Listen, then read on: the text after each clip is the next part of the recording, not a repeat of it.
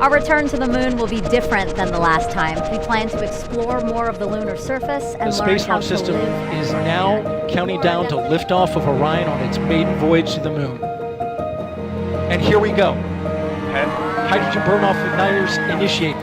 7, 6, 5. Four-stage engine start.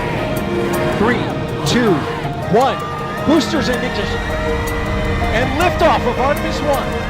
We rise together back to the moon and beyond. We are all part of something incredibly special, the first launch of Artemis.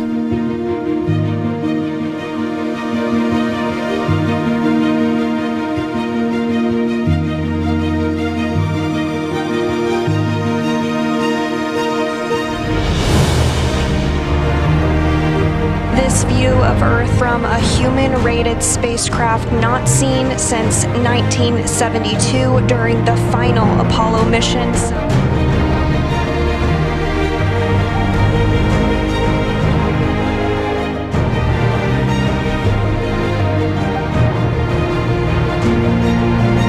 Distant retrograde orbit. We're going to be about 38,000 miles away from the lunar surface. We're going beyond anywhere we ever went for Apollo.